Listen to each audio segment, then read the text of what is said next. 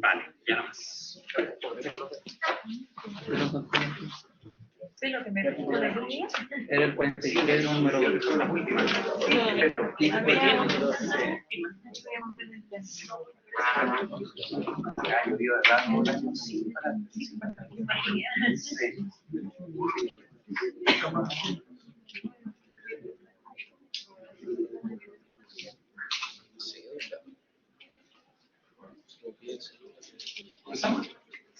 Ya. Comenzamos entonces. Muy buenas tardes a todos. Les agradezco mucho su asistencia a este espacio de conversación. Le damos a la bienvenida a doña Gloria Hood-Hesse, ex ministra de Transporte y Telecomunicaciones en el periodo 2018-2022, presidente de Evópoli, pero sobre todo consejera constitucional o ex consejera constitucional ahora que fue disuelto el Consejo luego de la aprobación del texto. Quiero recordar un par de datos clave. El 30 de octubre pasado, el Consejo Constitucional aprobó el texto de reforma constitucional, que fue entregado por Beatriz Sevilla, que presidió el Consejo, al presidente de la República, con la finalidad de que el presidente cite a plebiscito a fin que la ciudadanía vote si aprueba o rechaza el nuevo texto constitucional. Esto va a ser el día 17 de diciembre. En dicha instancia, donde se le entrega el texto al presidente de la República, quedó disuelto el Consejo Constitucional y se abrió el espacio para que los partidos políticos puedan comenzar sus campañas de propaganda, se decían por el apruebo o el rechazo, y puedan desplegar su propaganda hasta el 14 de diciembre, por ley, 3 días antes de la fecha del plebiscito. En el primer proceso, el texto, como todos saben, se rechazó, y yo creo que hay bastante consenso en que se rechazó más bien por la forma, por este llamado circo que se armó alrededor del proceso constitucional. No hace falta recordar cada uno de esos episodios. Y yo creo que este proceso nuevo envuelve una complejidad tal vez mayor, porque también yo creo que hay consenso en que ha sido bien prudente el proceso, no ha tenido todos esos bemoles que tuvo el primer proceso, pero hay una carga bien difícil de implementar, que tiene que ver con informar a la ciudadanía, no tan solo del texto, es decir, no tan solo que la ciudadanía lea el texto, sino además que comprenda el texto, es decir, qué cambios propone esta nueva propuesta de reforma constitucional, qué elementos se mantienen, qué otros se modifican, y yo creo que ahí está el punto álgido de este nuevo proceso. Así que le damos la más cordial bienvenida a doña Gloria Hood. Muchas gracias. Muchas gracias por invitarme. Y yo voy a tratar de hacer un recuento que va un poco más atrás de lo que tú acabas de relatar. Y que es importante porque refleja una especie de vocación institucional que tenemos en Chile y que nos protege de los desbordes extremos. Y todo esto yo creo que uno lo tiene que remitir a noviembre de 2019. En noviembre de 2019 después del estallido, hubo una situación bastante tensa. Todavía no se resolvían los temas más candentes. Hubo situaciones de mucha violencia y hubo un momento en que había que tomar una decisión, que era un camino de control duro en las calles o un camino institucional. Y eso pasa un poco inadvertido, pero son situaciones que para la historia son importantes. Y Gonzalo Blumel, que en ese tiempo era ministro del Interior, escribió un libro que se llama La Vuelta Larga. Yo les recomiendo que lo busquen, que lo lean, porque él relata en primera persona cómo vivió toda esa etapa. Y el 15 de noviembre de 2019 se hizo un acuerdo transversal, un acuerdo político, para ir por un camino institucional que incluía la redacción de una nueva constitución. Yo creo que eso, si bien no descomprimió totalmente las tensiones, sí marcó el inicio del proceso que todavía estamos viviendo. Y entonces uno de los acuerdos era hacer una nueva constitución con unas condiciones bastante genéricas de borde, que fuera hecha por personas electas, no una nueva constitución hecha en el Congreso, sino por elección popular, y que había un plebiscito de entrada, cosa que ocurrió, en que más o menos 80% de las personas dijimos si queremos una nueva constitución. Yo también quería una nueva constitución. Nuestro partido lo viene promoviendo desde como de su fundación, en 2012. Hablábamos de la constitución mínima, fuimos los únicos de derecha que participamos en los cabildos abiertos de la presidenta Bachelet. Nosotros creíamos que se necesitaba modernizar la constitución, darle legitimidad. Así que con ese 80, prácticamente 80%, si no me equivoco, fue el 78% la votación de aprobar por una nueva constitución, se activó entonces el diseño de ese proceso, que es el que vivimos el año pasado. Era un proceso con 155 personas electas por voto popular directo y no muchas más condiciones. Quedaba como muy abierto todo, esperando que todos tuvieran aportes que hacer y que se construyera un texto que nos reflejara todo. Y yo creo que aquí vale la pena un paréntesis, y dado que ustedes están en las ciencias del derecho, es importante tener en cuenta, yo a lo largo del proceso he ido aprendiendo algunas cosas que son importantes. Por ejemplo, que la legitimidad de una constitución no solo está dada por la validez legal, por el hecho de que incluso haya sido plebiscitada, cómo se instaló legalmente. También tiene legitimidad una constitución cuando refleja, cuando tiene el afecto popular, cuando el texto refleja lo que la mayoría siente que es el país que quiere. Entonces, ya estaba fuera de cuestión que la constitución que está vigente actualmente, aunque cumpliera con estar legitimada, porque fue en la versión actual, además firmada por el presidente Lagos y todo su gabinete, legitimada, como digo, en la forma, en el afecto popular parecía ya no reflejar lo que el país que nosotros todos queremos. Entonces, hay una necesidad que yo coincido que es una necesidad objetiva de una nueva constitución. Y entonces ocurrió todo el proceso del año pasado. Es cierto que tuvo problemas de forma muy importantes, de poco rigor. Uno espera un encargo de escribir una constitución con mucha solemnidad, por lo menos con una actitud seria, estudio. Y lamentablemente yo creo que se contaminó el proceso con cosas de forma que no ayudaron. Pero también tuvo problemas de fondo importantes. En el fondo también dividía el territorio, eliminaba el Congreso, rompía toda la institucionalidad sobre la cual se sostiene la República, ponía en riesgo temas como la propiedad de los fondos de pensiones, que fue una de las razones por las cuales mucha gente rechazó. Y en general generaba un vuelco tan grande en el país que tampoco quedó claro que eso fuera lo que la mayoría quería. De hecho, cuando se sometió a la votación, quedó claro que no era lo que la mayoría quería, y por eso se rechazó. Lo que nos llevó a otro proceso. Entonces yo a estas alturas digo, creo que ninguna constitución ha sido tan validada con elección popular como esta, o lo que resulte de esto. Y ese proceso fue el Acuerdo por Chile. Fue un nuevo acuerdo político, estaban todos los partidos, en el inicio estaba desde republicano hasta el Partido Comunista, todos juntos en la misma mesa, revisando cómo lo hacemos ahora, en una segunda vez, para que resulte. A poco andar, republicano se bajó de esa mesa, pero el acuerdo se firmó en diciembre del año pasado, y estaba desde la UDI hasta el Partido Comunista. Eso sí estaba el arco político completo. Y después en las elecciones republicanos se subió, así que en rigor están todos los partidos involucrados. En ese acuerdo por Chile se tomaron algunas decisiones que le dieron el marco al trabajo del Consejo del que yo formé parte. Y yo creo que eso fue un aprendizaje necesario y se resolvió razonablemente bien. Entonces se decidió primero que fuera la mitad de la gente y la mitad del tiempo, porque ya todo lo anterior había generado algo de material, aprendizaje, temas. Ahora había que trabajar sobre eso y agregar lo que faltara o explicar cosas.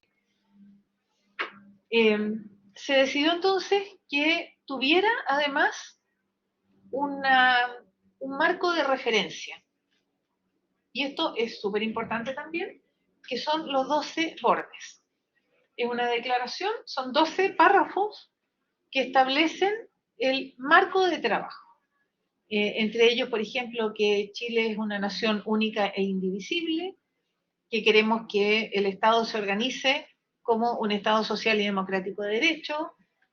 Son 12 declaraciones bastante simples, cuando uno las lee son muy directas de entender. Y eso se daba entonces como marco para la redacción. Y se configuró el trabajo con 3 grupos. Primero, una comisión experta, compuesta por 24 personas, 12 de los partidos oficialistas, 12 de los partidos de oposición. No son personas políticas, son expertos elegidos en representación de esos partidos, pero son personas con una gran trayectoria profesional, muy reconocidos. Porque en parte cuando se le preguntaba a las personas qué le faltó al otro proceso, la mayoría quería conocimiento, más porque había quedado la sensación de que en realidad lo serio había quedado fuera. Entonces y lo otro que se decidió es que ese grupo redactara un borrador en 4 meses y que fueran en igualdad de condiciones. Por eso es 12 y 12, con lo cual uno podía, en el fondo estaba obligado a buscar acuerdos, porque no había una mayoría que pudiera imponer nada.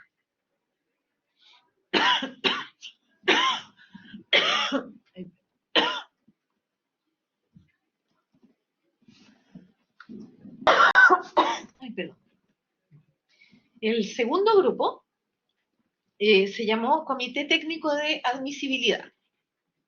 Y eso son 12 personas, 6 de partidos de gobierno o elegidos por partidos de gobierno, 6 elegidos por partido de oposición, y esos eran los ultra top especialistas en Constitución, para que tuviéramos certeza de que lo que se escribiera, primero, no transgrediera las 12 bases, ese fue el encargo, por eso a ellos se les llaman los árbitros, y en caso que cualquier propuesta rompiera esas bases, ellos tenían que actuar. Y ellos también tenían que aportar como una especie de consultores en caso que hubiera dudas sobre la forma de resolver las propuestas constitucionales. Ellos durante todo este proceso estuvieron ahí presentes y no tuvieron que trabajar nunca. Estaban ahí, participaban, pero nunca hubo riesgo de romper esas 12 bases. Esa es una cuestión bien importante porque da cuenta de que no hubo excesos, que nadie se salió de los moldes. Gracias. Es que me atoré. Gracias, no, prefiero el agua. Gracias. Y el tercer grupo, tenemos entonces la comisión de expertos de los 24, los 12, que son el comité técnico, y el tercer grupo es donde yo formé parte, que eran 51 consejeros electos. 51 porque uno era por cupo de elección de pueblo indígena, pero como uno de los consejeros de los 50 no asumió, finalmente quedamos 50 en total. Y esos fuimos elegidos por voto popular directo. Así que cuando dicen si esto es legítimo, es muy legítimo. Es legítimo porque primero tiene todos estos componentes, pero porque tiene la voluntad popular de más de 12 millones de personas que votaron para elegir a los que conformamos este consejo. Y esa votación produjo un resultado que fue bien sorprendente, porque nadie esperaba que, por ejemplo, en esta oportunidad, en la oportunidad anterior, la izquierda dominó ampliamente en la composición política, y en esta oportunidad el Partido Republicano eligió a 22 consejeros de los 50. Chile Vamos tenía 11, o sea, nosotros éramos 33 del sector centro-derecha, derecha, hasta republicanos más conservadores, y 17 de izquierda. Y eso generó también una especie de suspicacia de que iba a haber pasada de máquina porque la mayoría era muy grande.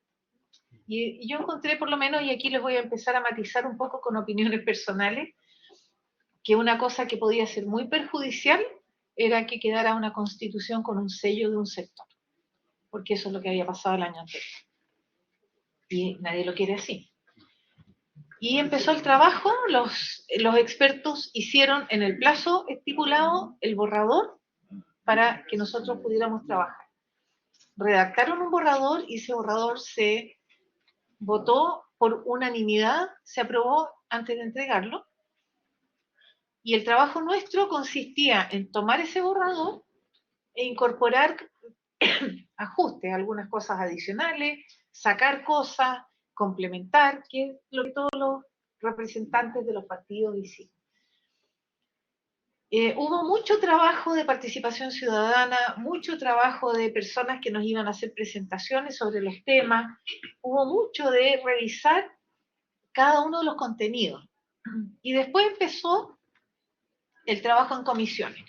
Los 50 nos dividimos en 4 comisiones, una de sistema político, forma de Estado y reforma constitucional, que es donde estaba yo, otra de principios, otra de derechos sociales y otra de orden jurisdiccional.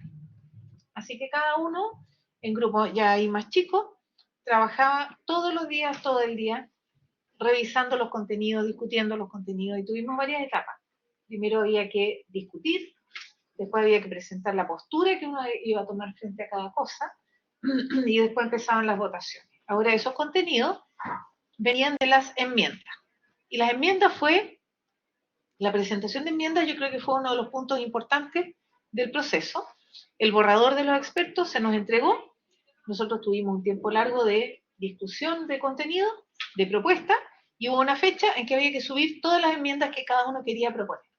Y subimos más o menos 1000, casi 1000 enmiendas.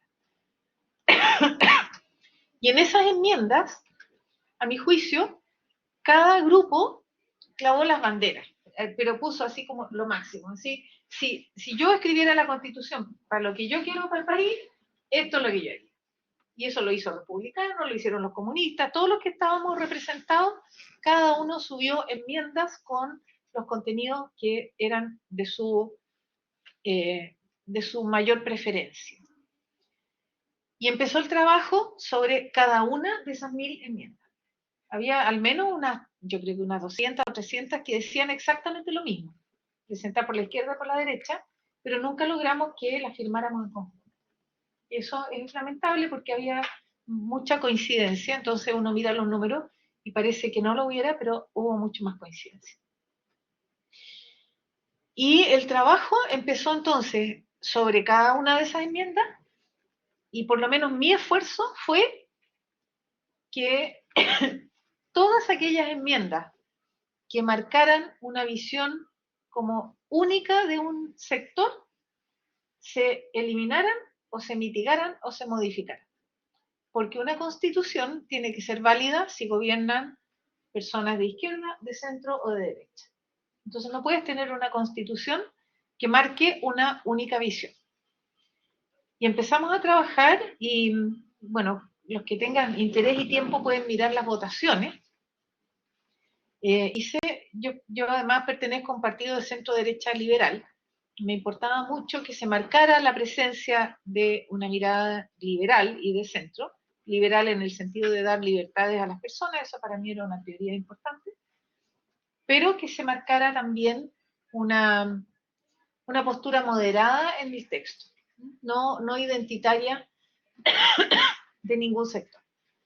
Y eso, a mi juicio, se logró. Hicimos mucho trabajo, yo misma voté en contra muchas de las propuestas de mi propio sector, porque encontraba que estaban muy marcadas hacia un tono asociado a una postura ideológica más determinada. Y tenía que ser un poco más amplio, más neutro. Eso fue para cada una de las 1000 enmiendas. Eso fue una cantidad de trabajo enorme, porque uno tenía que discutirlas en las comisiones, justificarlas, hacer propuestas, reemplazarlas, eliminar algunas. Ese es un trabajo súper complejo. Nos tomó un montón de tiempo hasta que cada comisión llegó con su propuesta del grupo de temas que le tocaba. En el caso nuestro, la comisión 1 tenía más o menos la mitad del texto, así que fue muy, muy trabajada. Y entonces nos juntamos después todos juntos en el pleno, los 50, y después de las comisiones, que cada uno ya había tenido sus votaciones, se sometían a votación en el pleno. Y ahí pasamos por todas las enmiendas de nuevo, todas las discusiones, todas las justificaciones, y se fueron votando todas las enmiendas. Y se fue llegando a este texto de los 200, creo que 17 artículos y 62 transitorios. Una vez terminada esa votación, en que, como digo, hubo un cambio grande desde las primeras enmiendas hasta las que llegaron a votarse, volvió el texto a la comisión experta. Y ahí pasó algo que por lo menos yo siempre destaco porque me llamó la atención. La comisión experta tenía 5 días para recoger ese texto que ya había sido votado en el pleno y para hacer ajustes, cosa que hicieron. Y nosotros también teníamos posibilidad de presentar cambios y mejoras, cosa que también hicimos. Entre otras cosas, Chile Vamos, de centro derecha, recogió temas que había propuesto la izquierda y las propuso para votación. Entre ellos, la frase que se ha discutido, el se protege la vida de quien está por nacer, recuperar la frase de la Constitución actual, extender el derecho a huelga más allá de la negociación colectiva y poner un componente solidario en las prestaciones sociales. Y se sometió a votación y curiosamente el oficialismo, los partidos de izquierda y centro izquierda, más bien estaba cargado de izquierda, votaron en contra. Y ahí yo me quedé muy sorprendida porque eran temas que ellos mismos habían planteado. Entonces costaba entender que la votaran en contra.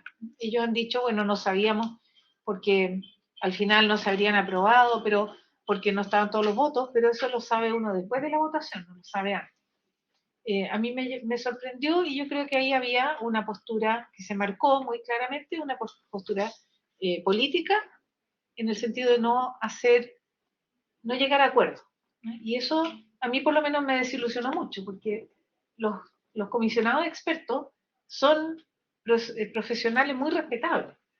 A mí me llamó la atención que ni siquiera uno se hubiera cuestionado y hubiera votado con un poco más de independencia. Fue muy, muy marcado el eje ideológico. Y eso yo creo que en el fondo marcó que hasta ahí llegaba ese texto, todavía había otra instancia de la comisión experta, vuelve al pleno y se vuelve a votar. Y había cosas, por ejemplo, de modernización del Estado, que tenían una versión inicial, se fue a la comisión experta, en la comisión experta, a mi juicio, se diluyó el espíritu original, volvió al pleno, yo en el pleno la voté en contra, para que fuera a la comisión mixta, que ya era la última instancia. La comisión mixta era una comisión compuesta por 6 personas de los expertos y 6 consejeros, en proporciones a la representatividad que cada uno tenía. Y ahí hubo nueva discusión y afortunadamente en el caso de la modernización del Estado, que para mí era, como digo, tan importante, se recuperó el espíritu original, volvió la norma tal como había sido propuesta por una iniciativa popular de norma. Les relato todo esto para que quede claro en que es un proceso de mucho trabajo, de mucho estudio, de mucha discusión, y el texto que resultó, al menos a mí, me deja tranquila en el sentido de que es un texto transversal, no tiene un sesgo de un solo sector. Y yo he escuchado esa opinión y puedo dar fe que no es así. Cuando yo a las personas que hablan de ese sesgo le digo, dime en qué artículo particularmente tú ves ese sesgo, nunca me han podido contestar. Yo quiero decir que también era la única de mi partido y voté siempre en conciencia pensando en esta transversalidad, en que el texto no se cargara hacia un sector. Y si bien no es el texto ideal, a mí me habría gustado una constitución más corta, más liviana, Hay cosas que no tienen por qué estar en la Constitución, que son más de reglamentos, en fin, o de leyes, pero si pongo en una balanza esas cosas y al lado pongo la reforma al sistema político, que nos corrige todas las distorsiones del sistema que hacen tan difícil gobernar, como la fragmentación de partidos, la disciplina partidaria, el número de parlamentarios, las exigencias de cumplimiento, eso para mí tiene mucho más peso. O la modernización del Estado, seleccionar a los funcionarios públicos por competencias y no por pituto. Eso para mí tiene mucho más peso. Yo creo que eso, los derechos sociales, los avances en derechos de las mujeres, la descentralización, la participación ciudadana, el cuidado del ambiente, todo eso, cuando lo pongo en la balanza, a mí me lleva a confiar en que ese texto produce un cambio sustantivo en Chile. Esto no es un pequeño ajuste a la Constitución vigente. El otro día estaba en la Escuela de Ingeniería en Chile, le decía, y yo soy ingeniero civil, entonces busco ejemplos que me salen familiares. Esto no es una función de tendencia, es una función escalón, es un salto. Es un cambiar a otro esquema de funcionamiento del sistema político, del Estado, de los ciudadanos. Fortalece, como nunca había visto yo, el rol ciudadano. Los ciudadanos vamos a poder proponer proyectos de ley, iniciativas derogatorias de ley, vamos a poder, juntando firmas, mandar una ley de vuelta al Congreso si queremos, para que sea discutida y revisada. Eso nunca había pasado. En las regiones se va a poder hacer plebiscitos regionales para que los ciudadanos decidan en qué invertir la plata de los fondos regionales. Se traspasan facultades a los representantes y a los gobernadores regionales. Son muchas cosas, pero como digo, en bloque, las ganancias para mí son muy importantes y más que compensan las cosas que yo no habría puesto en la Constitución o que pueden haber quedado más, que pueden ser detalles, digamos, de mucho detalle que deberían haber quedado en la ley. Pero creo que estamos frente a una decisión que es muy fundamental, vamos a decir, a favor de este texto o en contra de este texto, legítimamente. Si es a favor de este texto, a mi juicio se activa una cantidad monumental de cosas que le van a hacer bien al país. Si es en contra, vamos a validar la Constitución vigente. Indirectamente, la vamos a estar plebiscitando inesperadamente, digamos. Pero es una Constitución que tiene un problema que no es tanto lo que dice como lo que no dice. La Constitución actual no nos prepara para todas las necesidades que tiene el país en la actualidad y el futuro. Entonces, la Constitución actual es como una camisa que nos queda chica. Y podría ser que haya, si que gana la opción en contra, que haya modificaciones, se puede modificar por 4/7. Pero esto no se trata de pequeñas modificaciones. Y por ejemplo, en el sistema político, si no se hace ahora el cambio, no va a ocurrir en el Congreso, porque los parlamentarios no van a hacer cambio al sistema que los favorece a ellos. Son parte interesada. Ellos no van a disminuir el número de parlamentarios, no van a fijar las dietas con un órgano independiente, no van a ponerse exigencias de cumplimiento y fiscalización, no se van a poner descuentos si no van a trabajar. Esas cosas no van a pasar, no van a disminuir el número de partidos políticos. Aquí se exige 5% de representación de votantes para un partido político que tenga representación parlamentaria. Y el partido puede seguir existiendo si tiene menos, pero no puede tener parlamentarios. De manera que cuando un gobierno llega, no se encuentre como ahora, con 22 partidos y creo que 8 en formación, con los cuales no se puede negociar nada, porque representas 1%, y ese 1% a veces es 1 o 2 parlamentarios que negocian para ellos. Son caudillos, no son personas que negocian en el mérito de la reforma que se quiere hacer. Entonces, si queremos un sistema con grandes reformas, buenas reformas, tienes que tener contrapartes de peso. Ese cambio no va a ocurrir en el Congreso. Eso tiene que ocurrir fuera, que es la oportunidad que tenemos. Y a mi juicio es el cambio más importante que trae el nuevo texto. Pero lejos, el cambio del sistema político es lo mejor que trae el nuevo texto. Es lo más, creo, lo más valioso. Todo lo más valioso, pero eso lo justifica. Así que yo ahora quedo disponible para Muchas gracias, preguntas, muy clarificador. pero es para que tengan un poco del panorama de lo que significó ser parte del proceso. Muchas gracias, muy clarificador. Yo quería plantearle un par de aspectos. Uno, a propósito de una carta que salió hace un par de días de la Universidad Austral, que tiene constitucionalistas que han estado en la discusión parlamentaria con anterioridad. Y se titula Razones para estar en contra. Es una carta dirigida al director del diario La Tercera, donde dentro de las cosas que señala dice que este proyecto es regresivo del estándar de respeto, protección y promoción de los derechos humanos. Es regresivo. Y a mí personalmente me llama un poco la atención porque el artículo primero de este borrador señala, antes que nada, la dignidad humana es inviolable y la base del derecho y la justicia. Así comienza, que es una frase que no está ahora en la Constitución vigente. La dignidad humana es inviolable y la base del derecho y la justicia. Y resulta que eso a mí me resuena un poco como el modelo alemán de la Constitución alemana, que es el país que ha sufrido la peor, digamos, episodio de masacre y todo lo que sabemos de la Segunda Guerra. Y ellos, la verdad, en su Constitución no tienen un catálogo con una centena de derechos fundamentales consagrados, sino que más básicamente destacan la idea de la dignidad.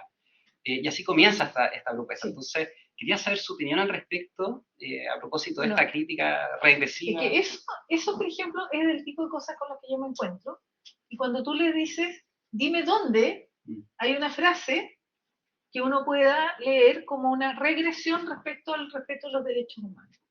Y no la hay. Hay dos cosas, no solo es la declaración. En gran parte, Chile está comprometido al respeto de los derechos humanos por tratados internacionales.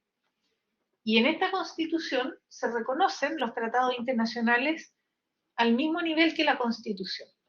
Había un intento de que fueran supraconstitucionales, otro grupo quería que fueran infraconstitucionales. Quedaron como parte de la Constitución, es decir, la Constitución dice que para el ejercicio o el respeto de derechos humanos, los derechos indígenas están también en esa categoría, se consideran como parte de las obligaciones todos los tratados internacionales que Chile tenga firmados y que se encuentren vigentes. Y eso es un compromiso que va más allá incluso de la Constitución, porque te expone a la justicia internacional. Y dice que Chile se compromete a respetar los fallos internacionales que lo afecten a través de esos tratados. Entonces, si eso es regresivo respecto a lo que está en la Constitución actual, a mí, francamente, necesitaría una mejor explicación. No veo dónde retrocede. Aquí hay un refuerzo, más aún reconociendo esa vigencia de tratados internacionales. Otro segundo tema que quería poner sobre la mesa tiene que ver con qué tamaño del Estado en el fondo buscamos con esta reforma. Porque, por ejemplo, algo que nos compete a nosotros como abogados, futuros abogados, tiene que ver con que al fin se crea un sistema de gobernanza del Poder Judicial que separe el rol de administración de la Corte Suprema, cosa de eliminar todos estos vicios que tiene actualmente, pero crea tres órganos, uno encargado del nombramiento de los integrantes, otro de la formación y perfeccionamiento de los jueces, y otro de gestión y administración. Entonces yo veo acá un ejemplo donde veo que el Estado crece, digamos. Entonces, ¿cuál es la visión general al respecto? Sí, voy a lo del Poder Judicial primero, y eso fue un trabajo en el que el exministro Enal Larraín aportó mucho por su propia experiencia como ministro y la dificultad de impartir justicia por las múltiples tareas de los jueces. También él propuso en esa misma reforma de la justicia que los jueces ya no sean nombrados finalmente por el ministro de Justicia, porque eso tiene también un sesgo político obvio del gobierno que está en el momento que se elige a los jueces. Así que él abogó mucho por la independencia del Poder Judicial, que fue como un valor muy fundamental, y porque los jueces se dediquen a impartir justicia como tarea principal. Porque actualmente también los juicios se demoran mucho, tienen todos los problemas de acceso a la justicia que todos conocemos. Entonces, separar estas funciones busca eso, busca reforzar la entrega de la justicia. Se separan esas funciones, es cierto, y a lo largo del texto se crean, no sé si son 8 o 10 unidades, no son órganos autónomos, son unidades, por ejemplo, de coordinación. Pero se crea también, dentro de la modernización del Estado, una unidad que se llama de evaluación de las políticas públicas. Esa unidad lo que va a hacer es un barrido de todos los programas que estén funcionando para seleccionar aquellos que están produciendo beneficios sociales y cerrar los que no. Actualmente tenemos muchos programas y unidades en el Estado que no están generando el beneficio esperado para el cual se crearon. Así que, por un lado, sí es cierto que hay creación de unidades, pero se crea también una herramienta que permite volver a racionalizar, a revisar hacia adentro y posiblemente haya una reducción porque hay un foco en la entrega a los ciudadanos. Es como aseguremos que lo que se entrega siempre produce un mejor beneficio. Bien. Y una última pregunta de mi parte y después doy el pase al público. ¿Qué tiene que ver con el sistema político?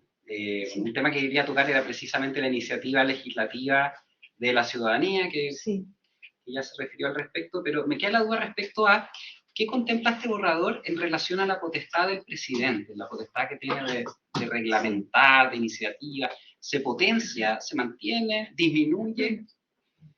Yo creo que se reorganiza. No disminuye. El presidente mantiene el poder de veto, mantiene varias cosas. Lo que se hace es que en el proceso de formación de ley se describe el procedimiento y se trata de agilizar el procedimiento de tratamiento de la ley y el proceso de formación de ley. Actualmente hay imperfecciones que se arrastran. Como ministra a mí me tocó tener proyectos de ley 8 años en el Parlamento. Fui subsecretaria, pasó otro gobierno, volví como ministra y el proyecto seguía en el Parlamento. Y estuve 4 años ministra y salió, no sé, el último día. Pero también me tocaba ver proyectos que iban con suma urgencia y si el presidente de la comisión no lo pone en tabla, aunque tenga suma urgencia, puede estar 6 meses y no se tramita. Entonces lo que pasa muchas veces es que por una cuestión política, porque no quieres que la contraparte avance, y esto lo hacen todos, esto yo creo que nadie se salva, no le pone el proyecto en la tabla y no lo deja que saque su proyecto de ley, aunque tenga suma urgencia. Entonces termina siendo la suma urgencia cualquier cosa. Una palmadita al final. Claro, tomamos suma urgencia, pero mira, justo no lo alcanzamos a ver. ¿Y contempla algún mecanismo para implementar el programa de gobierno? No, y obligaciones de plazo. Ya. Es decir, si tiene una cierta categoría, se tiene que resolver en cierta forma. También contempla algunos fast track de trámite legislativo, de comisiones mixtas para poder despachar rápido las iniciativas. Y las idas y vueltas con el presidente para el tratamiento del veto presidencial. El presidente mantiene la iniciativa sobre cualquier cosa que tenga recursos fiscales, mantiene las iniciativas, el poder de veto de todas maneras, y lo que perfecciona es como estas idas y vueltas para agilizar la formación de ley. Muchas gracias. Bien, vamos a dar el paso entonces a preguntas. Levanten la manito y yo voy organizando el orden. Entonces, yo tengo una pregunta respecto con el tema de los tratados internacionales. Usted mencionó que quedan a nivel constitucional.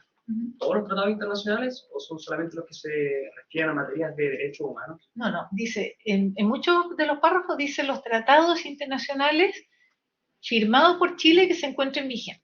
¿Entonces los de libre comercio también se encuentran a nivel constitucional? Todos aquellos que tengan alguna materia, y si están mencionados, depende del contexto en que están mencionados. Yo no me acuerdo si en temas comerciales aparece una mención a los tratados internacionales, pero sí en derechos humanos y sí en pueblos indígenas. Y sí también una cosa importante es que se refiere al texto principal del tratado, no a los instrumentos complementarios, porque eso puede distorsionar mucho, porque con las side letters y qué sé yo, otras cosas, se pueden generar obligaciones que vayan en contra de los contenidos constitucionales, por ejemplo. Eso se expresamente dice que es el cuerpo principal del tratado. Ahí atrás, Felipe. Sí, yo tenía una duda sobre, usted menciona que se establece más control al órgano legislativo, plazos, organismos externos que van a controlar también sus dietas y todo eso. pero actualmente el Congreso también tiene ciertos plazos, por ejemplo, para apoyar las acusaciones constitucionales, que es de 30 días. El tema es que si no cumplen los 30 días no hay ninguna sanción aparejada.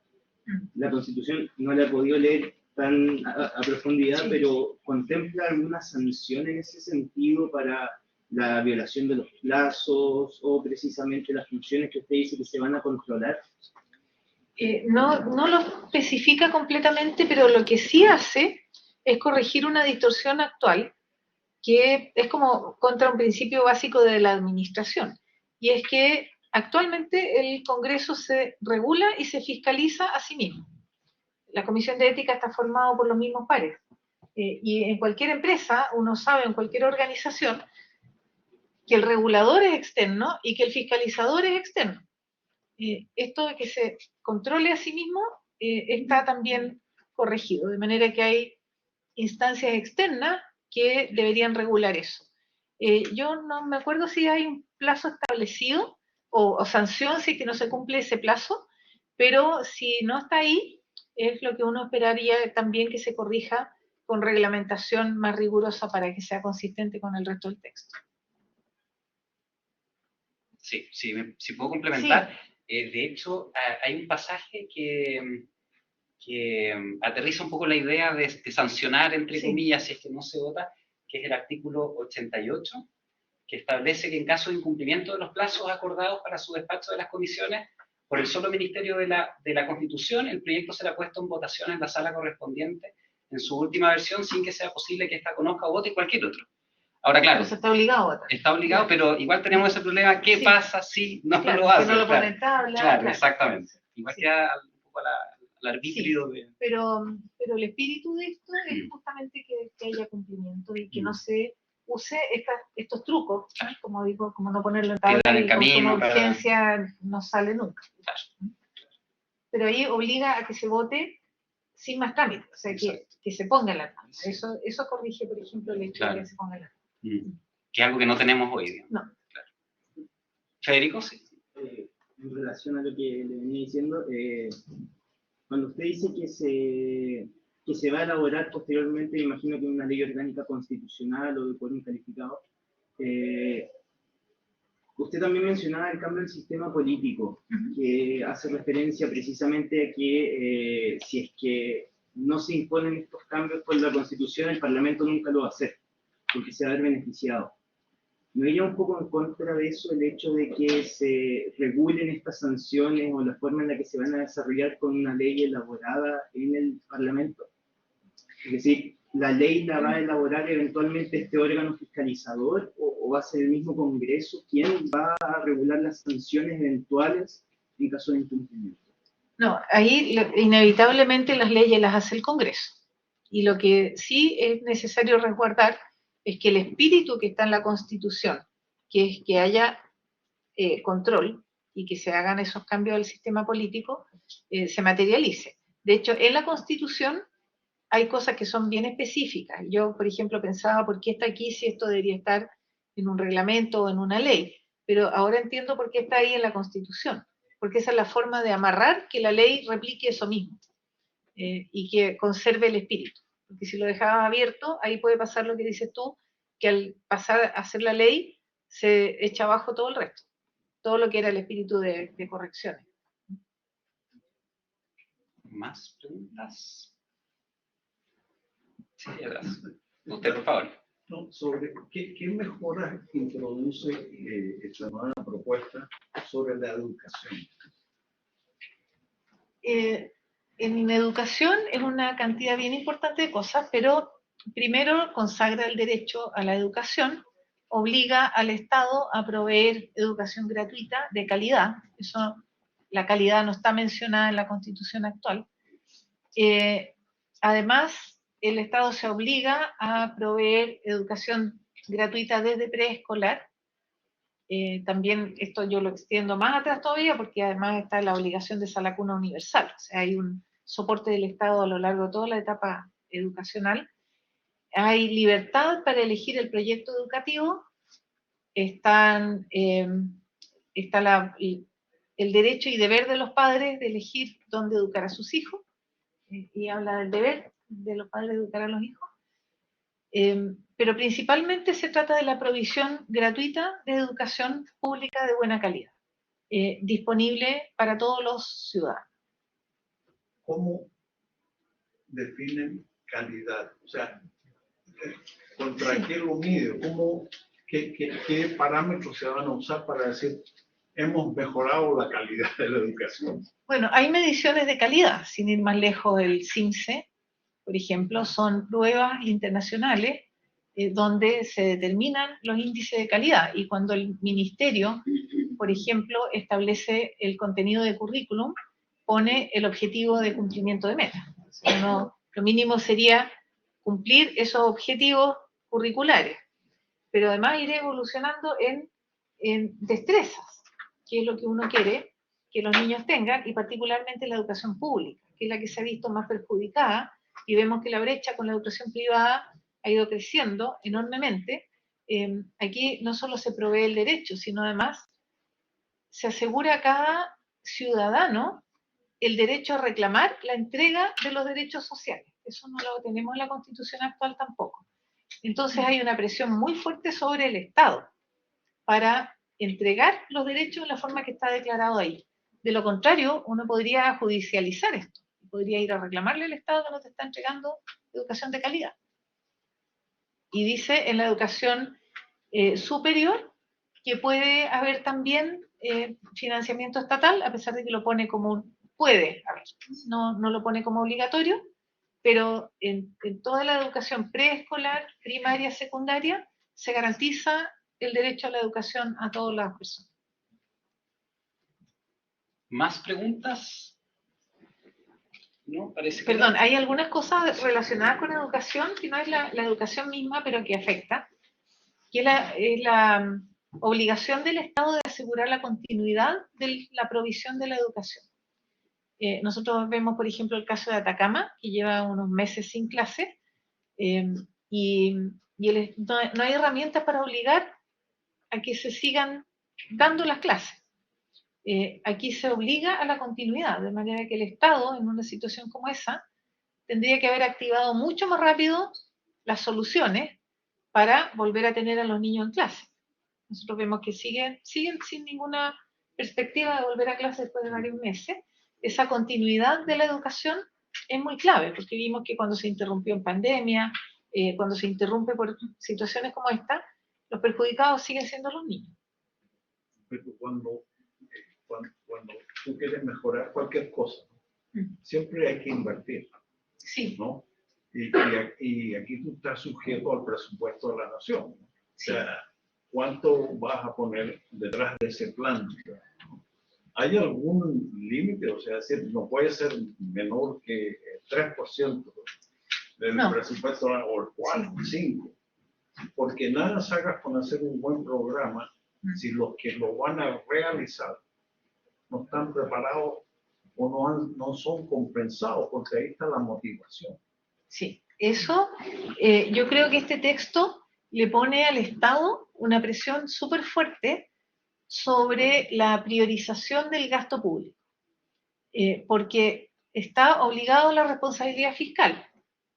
Va a tener la herramienta del Centro de Evaluación de Políticas Públicas, de manera que va a poder saber cuánto le rinde cada programa y cómo priorizar.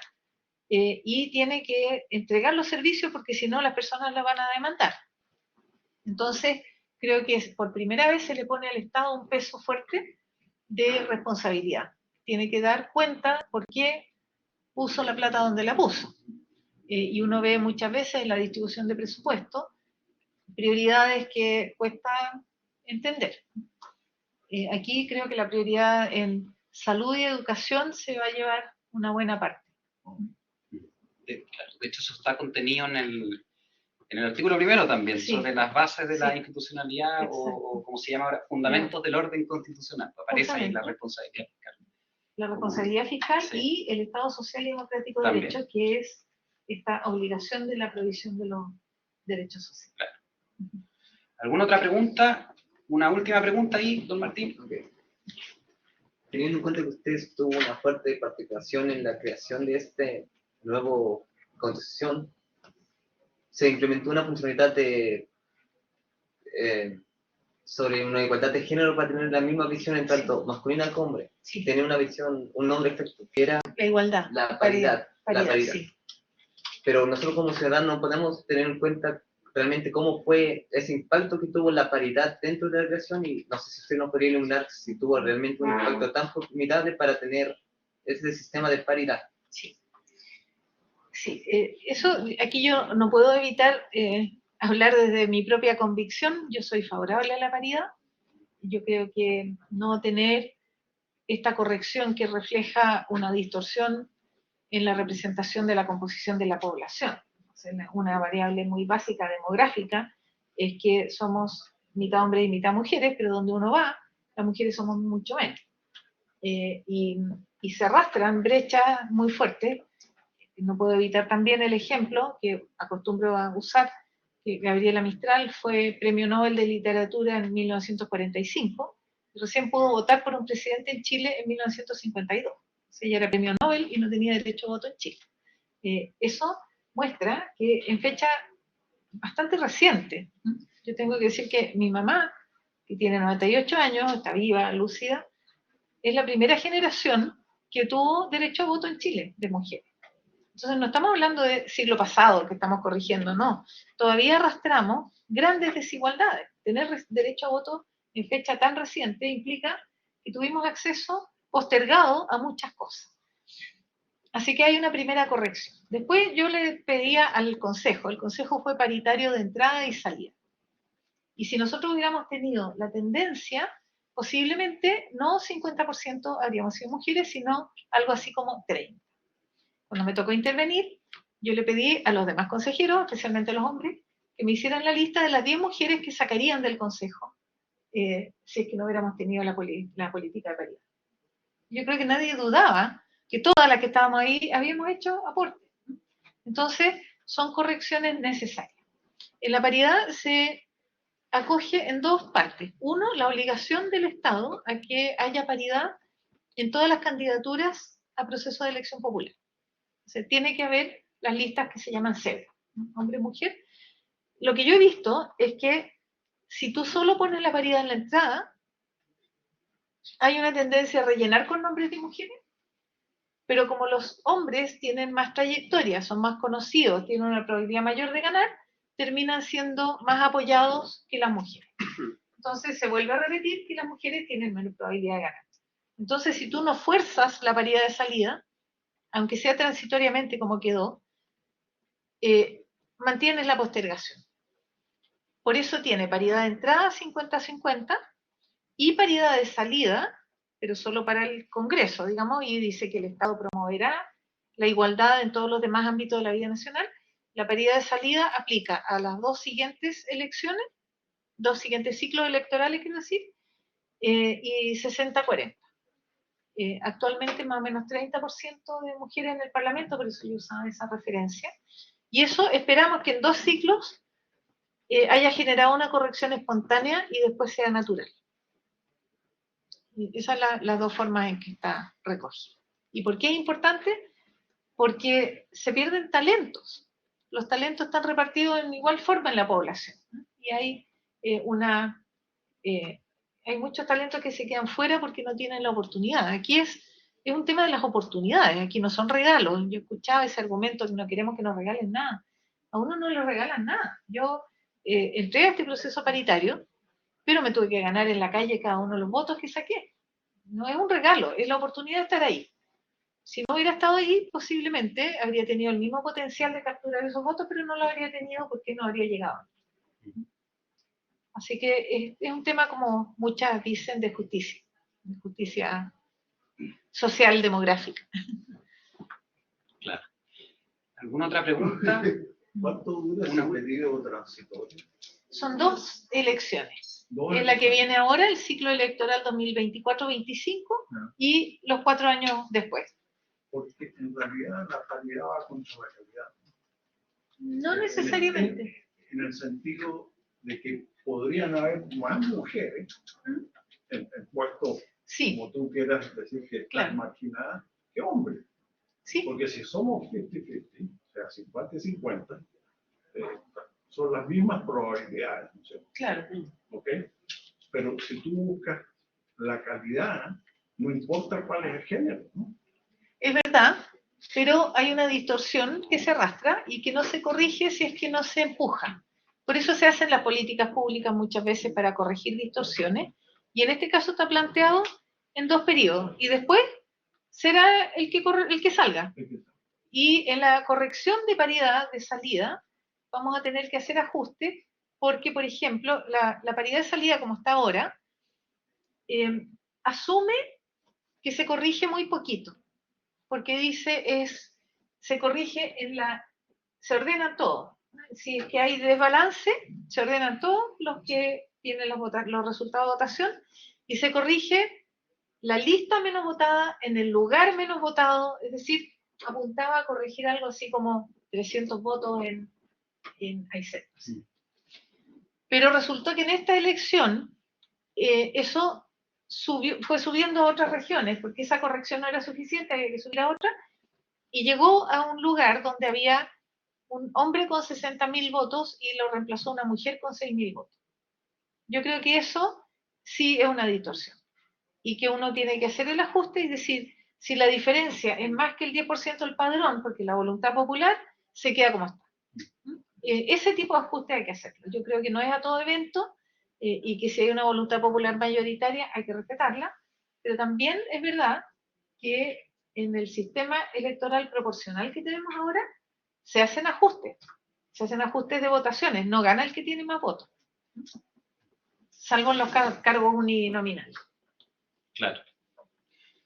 Bien, una última pregunta en mérito del tiempo. Si no hay otro, Sebastián. Ojo, ¿usted siente que el gobierno está fallando de alguna manera en promocionar el tema del plebiscito, ya que en el proceso pasado era notable que el gobierno estaba a favor de la prueba, los proyectos de los borradores estaban tirados en las calles y ahora no estamos viendo ninguno? Yo, por ejemplo, acá en Valdivia recién hoy creo que llegan como 3.000 ejemplares. Sí, Entonces, es muy lamentable eso. Mira, el gobierno tiene 2 obligaciones en este caso. Uno, que es informar para que todos tengamos la misma información para votar, y lo otro es asegurar que el proceso sea ordenado y que todos podamos votar.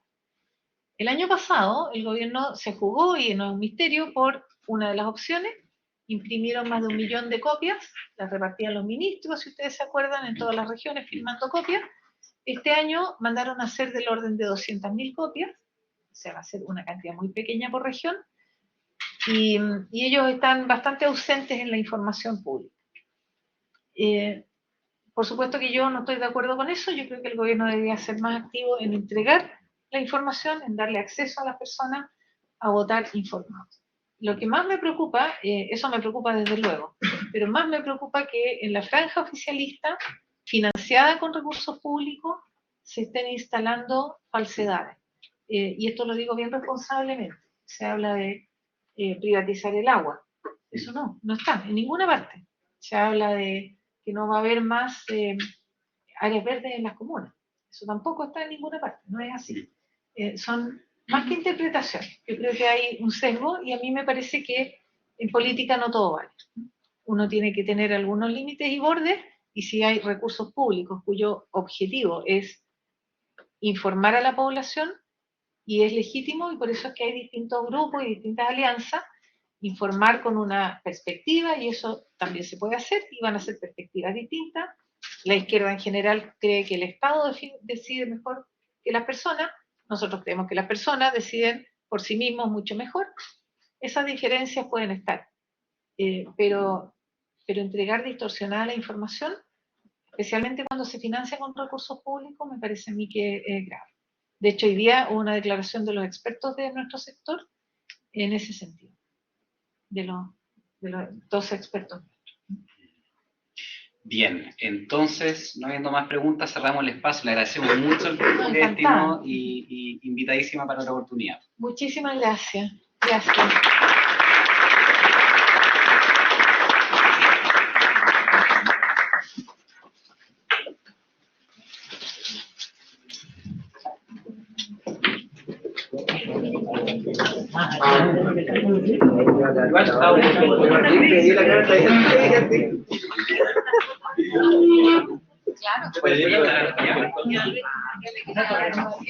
¿Quería contar algo o raro?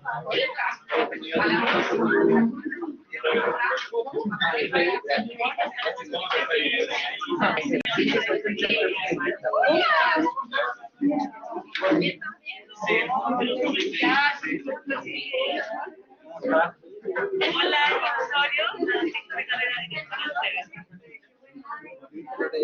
Le voy a poner listo el problema. Quiero compartir una vez, ya no la orquesta de cámara. Sí, alguna actividad compartimos con el espacio.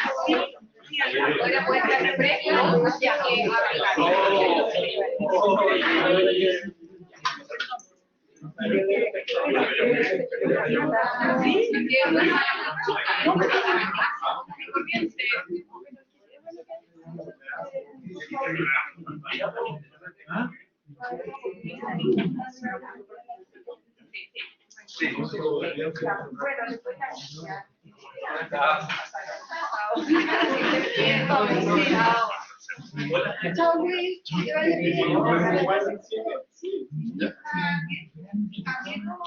bien.